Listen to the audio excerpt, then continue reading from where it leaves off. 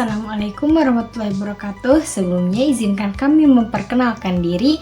Perkenalkan, saya Delinda Mega Putri dengan NIM 2230511052. Saya Tanda Salsabila Aliansyah dengan NIM 2230511040. Saya Malek Ismawan dengan NIM 2230511064. Saya Gani Aditya Oktaviansyah dengan NIM 22305-11006. Kami mahasiswa program studi Teknik Informatika di Universitas Muhammadiyah Sukabumi. Video ini dibuat sebagai salah satu bentuk pemenuhan tugas mata kuliah Manajemen Proyek Perangkat Lunak yang diampu oleh Bapak Prajuko Mkom. Di kesempatan kali ini, kami akan memaparkan ide dan rancangan sistem berbasis teknologi Internet of Things atau IoT dan aplikasi mobile yang kami gagas untuk menjawab permasalahan nyata di masyarakat, khususnya dalam hal pengelolaan sampah organik di wilayah pedesaan dan peningkatan ekonomi desa dengan judul Pengembangan Aplikasi Binovertis dengan Dukungan IoT untuk Digitalisasi Pengelolaan Sampah Organik serta Peningkatan Produktivitas dan Ekonomi Desa di Kabupaten Sukabumi. Seperti yang kita ketahui, pengelolaan sampah organik di pedesaan masih belum optimal, meskipun jenis limbah ini menyumbang lebih dari 50% dari total sampah rumah tangga. Padahal, sampah organik memiliki potensi besar untuk diolah menjadi kompos yang bernilai ekonomi, terutama dalam mendukung sektor pertanian lokal. Sayangnya, sampah organik sering tercampur dengan sampah non-organik, seperti plastik dan logam. Kondisi ini menghambat proses pengomposan dan menurunkan kualitas kompos yang dihasilkan. Akibatnya, potensi ekonomi dari pengolahan sampah ini belum dimanfaatkan secara maksimal oleh masyarakat desa.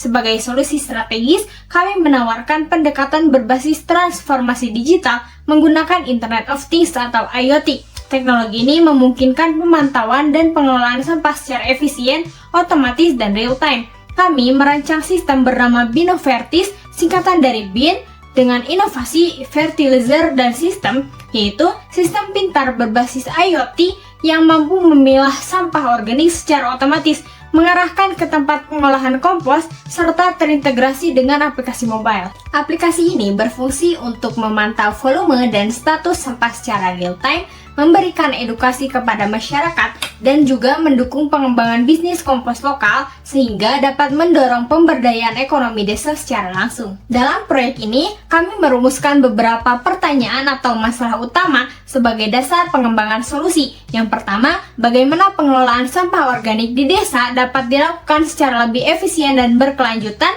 Masalah ini muncul karena proses pemilahan masih dilakukan secara manual dan belum terstandarisasi. 2.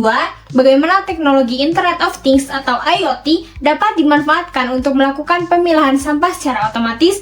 Kami ingin mengeksplorasi peran sensor, microcontroller, dan konektivitas digital dalam proses ini. 3. Bagaimana merancang aplikasi mobile yang dapat terintegrasi dengan sistem IoT untuk mendukung proses monitoring dan edukasi masyarakat? Aplikasi ini diharapkan memudahkan akses informasi serta meningkatkan partisipasi warga. 4. Bagaimana proyek ini dapat mendorong pemberdayaan ekonomi masyarakat desa melalui usaha pengolahan kompos? Kami ingin memastikan bahwa sistem ini tidak hanya menyelesaikan masalah lingkungan, tapi juga membawa dampak ekonomi yang nyata. Melalui proyek ini, kami memiliki 4 tujuan utama, yaitu yang pertama, merancang dan membangun sistem berbasis IoT yang terintegrasi dengan aplikasi mobile untuk melakukan pemilahan sampah organik secara otomatis di lingkungan desa.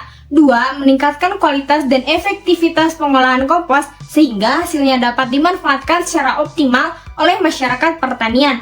3. Mendorong terbentuknya unit usaha kompos lokal yang dikelola oleh masyarakat desa sehingga mampu meningkatkan kesejahteraan ekonomi secara kolektif. Dan yang terakhir yaitu mendukung program digitalisasi desa dan pengelolaan lingkungan yang berkelanjutan selaras dengan arah kebijakan pemerintah daerah. Proyek ini diharapkan memberikan manfaat nyata bagi masyarakat dan lingkungan. Di antaranya, pertama, mempermudah proses pemilahan sampah dengan teknologi yang otomatis dan efisien. 2. Meningkatkan kualitas dan kuantitas kompos yang dihasilkan dari limbah organik rumah tangga. 3. Memberikan nilai tambah ekonomi melalui pengembangan bisnis berbasis pengelolaan sampah. 4. Menjaga kelestarian lingkungan dengan mengurangi pencemaran akibat pengelolaan sampah yang kurang tepat. Dan yang terakhir yaitu menjadi model teknologi tepat guna yang dapat direplikasi di desa lain dalam skala yang lebih luas. Agar proyek ini tetap terukur dan fokus, terdapat beberapa batasan yang ditetapkan, yaitu yang pertama, sistem hanya difokuskan pada pengelolaan sampah rumah tangga jenis organik dan non-organik, tidak mencakup limbah elektronik atau bahan berbahaya. 2. Aplikasi mobile dikembangkan khusus untuk platform Android sebagai platform yang paling umum digunakan di masyarakat pedesaan. 3. Fokus sistem hanya pada proses pemilahan otomatis, tidak termasuk proses pengomposan secara langsung dalam satu perangkat. 4. Skala proyek ini masih berupa prototipe awal dan akan diuji coba di salah satu desa di Kabupaten Sukabumi.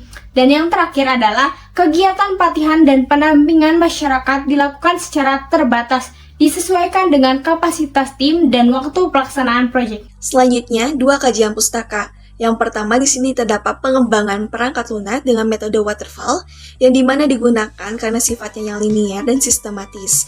Cocok untuk proyek seperti sistem pengelolaan sampah berbasis desa yang sudah memiliki kebutuhan jelas sejak awal. Setiap tahapan dari analisis hingga pemeliharaan dilakukan secara berurutan tanpa tumpang tindih. Yang kedua di sini ada arsitektur perangkat lunak yang dimana arsitektur sistem ini menggunakan pendekatan client server dan layanan berbasis OA. Ini memisahkan bagian back-end dan antarmuka pengguna, kemudian memudahkan pemeliharaan dan mendukung skalabilitas. Arsitektur modular juga membantu sistem dikembangkan secara bertahap sesuai kebutuhan masyarakat desa. Yang ketiga di sini terdapat Internet of Things dalam pengelolaan sampah. Teknologi IoT ini memungkinkan pemantauan kondisi tempat sampah secara real-time menggunakan sensor dan jaringan komunikasi. Ini membantu mengurangi frekuensi pengangkutan yang tidak efisien dan meningkatkan respon terhadap penumpukan sampah. Yang keempat di sini ada aplikasi mobile dalam pengelolaan sampah. Aplikasi mobile menjadi penghubung antara pengguna dan sistem. Masyarakat bisa memantau kondisi sampah, mengatur jadwal pengangkutan, dan menerima notifikasi dengan desain antarmuka yang sederhana dan UX yang baik. Aplikasi ini juga mendorong partisipasi masyarakat secara luas. Yang kelima di sini terdapat pemberdayaan ekonomi pedesaan melalui teknologi digital. Teknologi digital mendukung penguatan ekonomi desa melalui akses pasar, pengolahan data, dan peluang usaha baru berbasis pengolahan sampah. Ini juga meningkatkan inklusi keuangan dan mendorong munculnya wirausaha baru berbasis teknologi. Kemudian, 3 perencanaan proyek. Yang pertama di sini terdapat metodologi pengembangan perangkat lunak. Jadi, proyek Bina Vertis ini menggunakan metode waterfall karena sesuai untuk sistem dengan ruang lingkup yang sudah jelas dan kebutuhan yang tidak banyak berubah.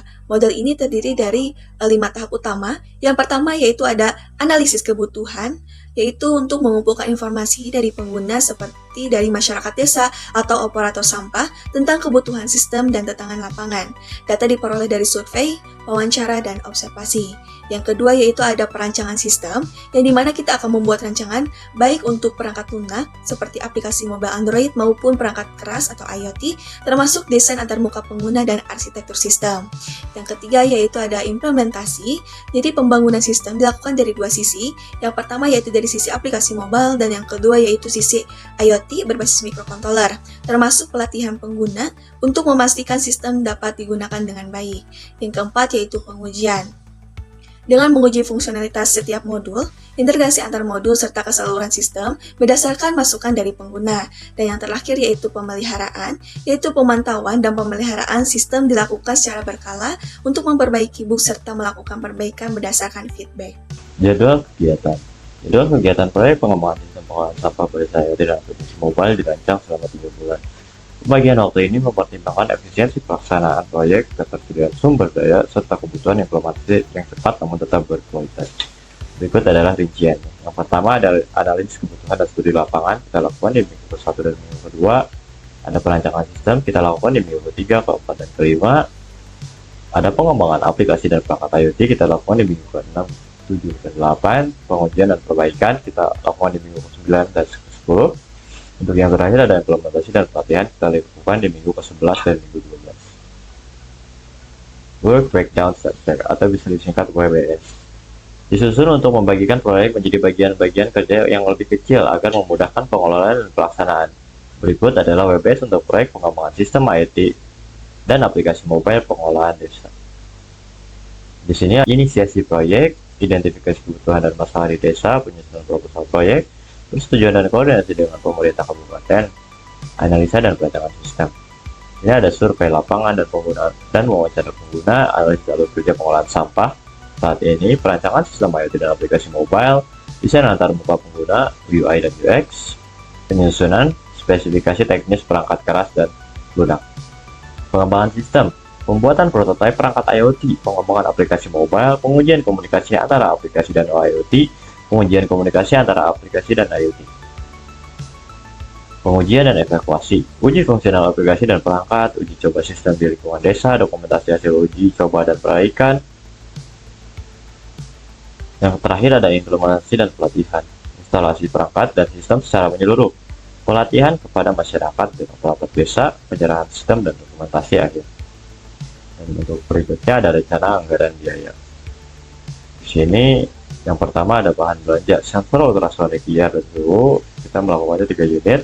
Harga satuan 150.000, mikrokontroler Arduino atau Raspberry Pi dengan 2 unit di harga satuan 500.000, kamera atau webcam untuk vision system dengan 2 pieces di harga satuan 300.000, komponen elektronik tambahan, resistor, relay dan lain-lain kita melakukannya di 3 paket dengan harga satuan 200.000. Bahan casing tempat sampah triplek besi atau cat 2 unit dengan harga satuan 200.000. Media tanam dan pupuk awal untuk uji coba 2 paket dengan harga satuan 300.000. Bibit tanaman untuk simulasi kompos 20 polybag harga satuan 50.000. Modul IoT Wi-Fi ESP8266 atau Bluetooth dengan 1 unit di harga satuan 150.000. Lem serbaguna 5 pieces harga satuan 20.000 dengan total di sini untuk pengeluaran belanja bahan di harga 6 juta. Bahan lain sesuai program di harga 1 juta. Kedua ada belanja sewa. Sewa alat lab atau pengujian hasil kompos kita lakukan 1 kali dengan harga 500.000. Hosting atau di domain untuk aplikasi mobile yaitu di harga 300.000.